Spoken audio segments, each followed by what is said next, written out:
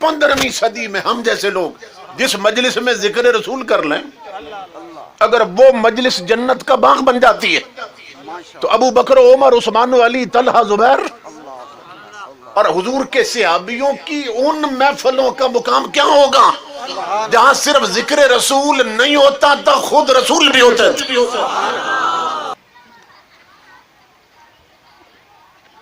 خوش بخت اور خوش نصیب ہوتے ہیں وہ لوگ جنہیں اللہ رب العزت اس طرح کی پاکیزہ محفلوں میں حاضری کا شرف عطا کرتا ہے۔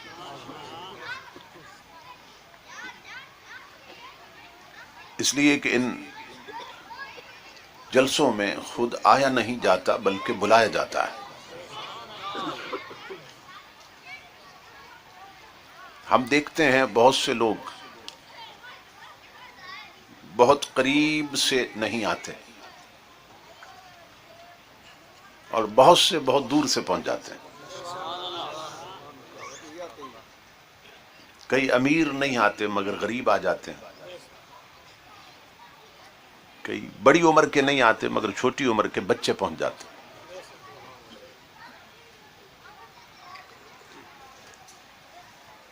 اس کے سوا کچھ نہیں کہا جا سکتا کہ اللہ اور اس کے محبوب کی یہ بارگاہ اتنی بلند بارگاہ ہے کہ یہاں آیا نہیں جاتا بلکہ بلایا جاتا ہے۔ میری طلب بھی تیرے ہی کرم کا صدقہ ہے، قدم یہ اٹھتے نہیں ہیں اٹھائے جاتے ہیں۔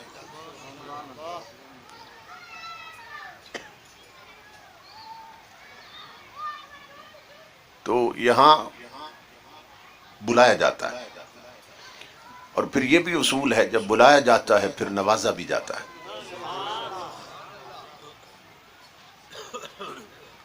نوازنا نہ ہو تو بلایا نہیں جاتا، جب بلایا جاتا ہے پھر نوازا بھی جاتا ہے۔ بہت سے لوگ ہیں گھروں سے جب نکلتے ہیں بدبخت ہوتے ہیں، اور یہاں آ کے جب بیٹھ جاتے ہیں تو اٹھنے سے پہلے خوش بخت ہو جاتے ہیں۔ بہت سے لوگ گھروں سے نکلتے ہیں تو جہنمی ہوتے ہیں، اور یہاں جب بیٹھ جاتے ہیں تو جنتی ہو جاتے ہیں۔ اس لیے کہ نبی اکرم صلی اللہ تعالی علیہ وآلہ وسلم کی حدیث پاک ہے، اذا مررتم بریاض الجنت فرتعوا، کہ میرے غلاموں جب جنت کے باغوں میں جاؤ تو پھر اپنی خوراک لے لیا کرو۔ یہ حضور نے پوری امت کو پیغام دیا کہ میرے غلاموں جب جنت کے باغوں میں جاؤ تو پھر اپنی خوراک لے لیا کرو۔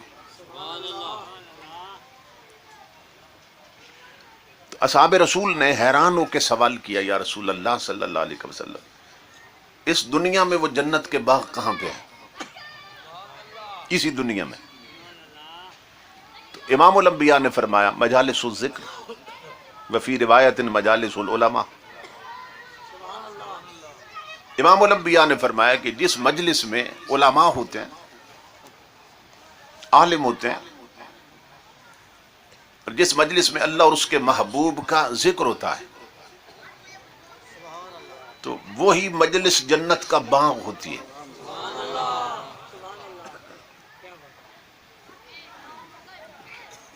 اس حدیث رسول کی روشنی میں اس وقت ہم جنت کے باغ میں ہیں۔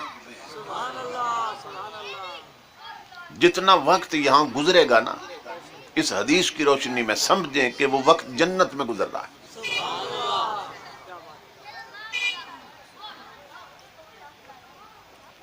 اب یہ گھر نہیں رہا،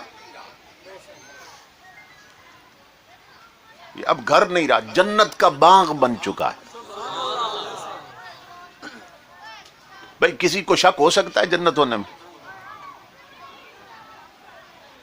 اس لیے کہ جس رسول کے فرمانے سے ہم نے بن دیکھے خدا کو مانا ہے، تو جنت کیا چیز؟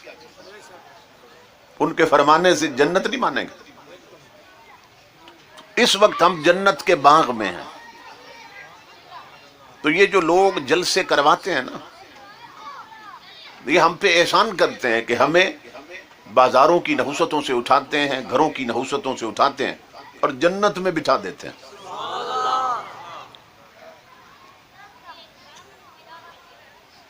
اس وقت ہم جنت کے باغ میں ہیں. اب ہے تو یہ جنت کا باغ مگر نظر نہیں آ رہا. ہے تو جنت کا باغ مگر دکھائی نہیں دیتا ہے. کیوں؟ اس لیے کہ اگر دکھا دیا جائے تو پھر ایمان بالغیب نہیں رہتے. اگر دکھا دیا جائے جو ابھی تک نہیں آئے وہ بھی دوڑتے آئیں گے. مگر اللہ رب العزت فرماتا ہے میں دکھا کے نہیں منوانا چاہتا. دکھا سکتا ہوں مگر دکھا کے نہیں منوانا چاہتا. میں ہر بات اپنے رسول سے سنوا کے منوانا چاہتا ہوں.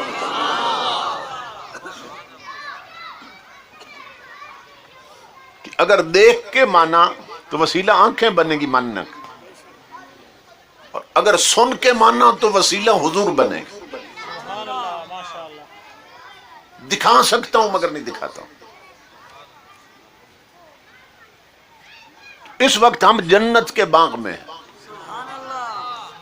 اب یہ 15ویں صدی ہے اور ہم جیسے گناہگار لوگ جس مجلس میں ذکر رسول کر لیں وہ مجلس جنت کا باغ ہو جاتی ہے. کوئی شک ہے؟